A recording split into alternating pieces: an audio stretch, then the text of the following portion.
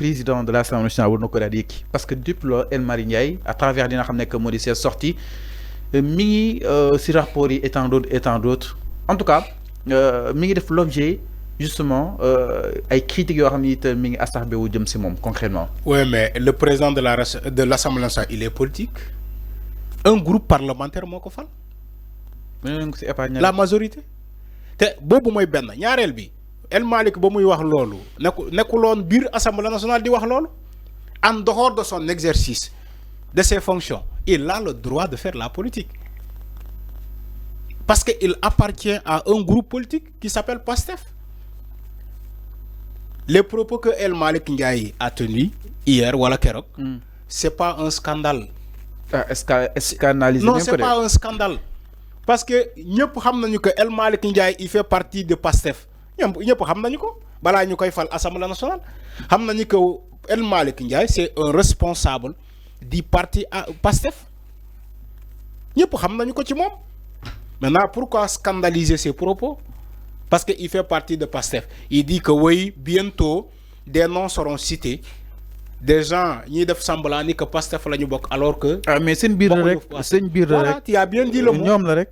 Tu as bien dit le mot. Mais est-ce que kilifa war na ko yëkkati en espace public? Oui, oui, war na ko yëkkati parce que il n'était pas dans l'espace de l'Assemblée nationale. Oui, war na ko yëkkati.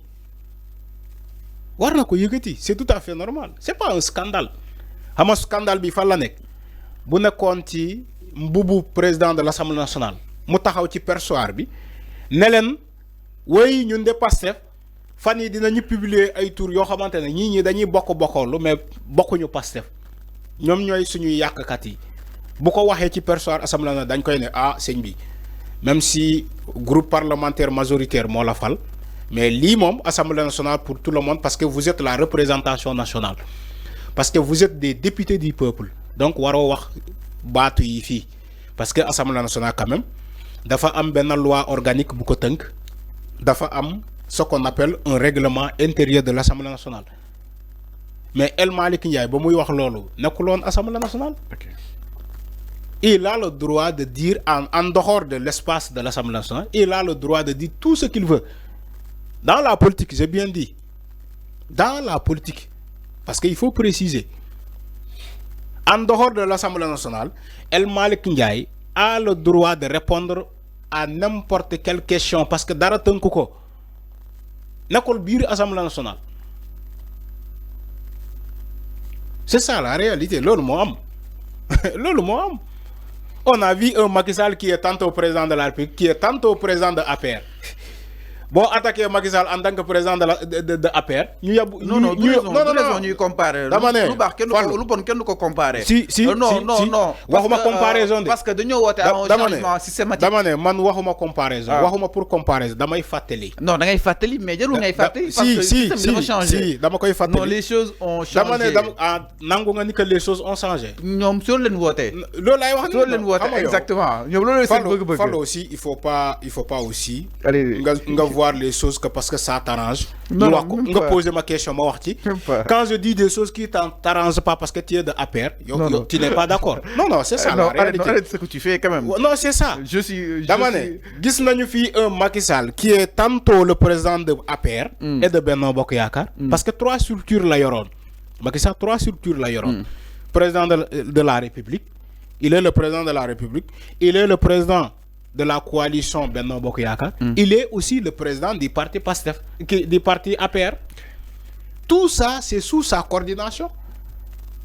Boo attaqué Macky Sall en tant que président de Benno Bokk Yaakaar ñu jàpp la yóbbu la kaso ñu ne la offense au chef de l'État. Boo attaqué Macky Sall en tant que président du parti APR ñu jàpp la yóbbu la kaso ñu ne la offense au président de la République. Loolu la fi nekkoon de Macky Sall loolu la fi nekkoon. Même bu demee ci siège APR tenir fa ay propos nga attaqué ko dañ lay yóbbu kaso sous forme que da ngaa offensé au chef de l'État moo tax Pastef bu mu ñëwee Diomaye c'est départi du parti Pastef ne leen delloo naa tout samay responsabilités yu ma amoon ci Pastef delloo naa ko je reste le président de tous les Sénégalais. Alors, comme ça ku koy attaqué da koy attaqué en tant que président de la République. Alors mais ñi jàpp ni El Malick dafa war a toog ci coin exactement. déedéet waru toog ci coin. El Malick Ndiaye, c'est un responsable d'un parti qui s'appelle PASTEF. Mais il se doit de dire ça. Man li ma d'accord, moi El Malick Ndiaye dem Assemblée nationale di wax lolu, je serai le premier à l'attaquer. Dam koy ne bul jël suñu institution bi pour tiaxan. Assemblée nationale nekul bërëb bu ñuy tiaxané. Mais en dehors de l'Assemblée nationale, El Malick Ndiaye wax lolu. Man sax gisuma El Malick Ndiaye lu mu wax fi lu graw. Gisuma ko. Waxu fi lu graw. Alors, bay jara ñi koy scandaliser à tout. Di japp ni tamit El Malick Ndiaye dafa nekk di vendre exactement cette mèche parce que dans ses propos ba tay néna mystérieux El Malick Ndiaye il faut faire attention avec les mots que El Malick Ndiaye se poursuivre que ni ne soyez pas déçus si le Premier ministre fait une nouvelle déclaration. Oui. Si le projet réussit, c'est vous, la jeunesse. Et s'il échoue, c'est vous aussi. Oui.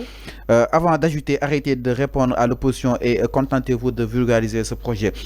Est-ce que nekkul di annoncer la prochaine sortie bu Ousmane Sonko te itam su sorti génnee am na ñoo xam ni dina leen remercier parce que nee neen ñi bokk suñu te bokkuñu si dina leen génnee exactement si mbir yi. oui yow yaa ko. jàppoo côté boobu tamit la bëgg a waxee. je sais pas xaw ma.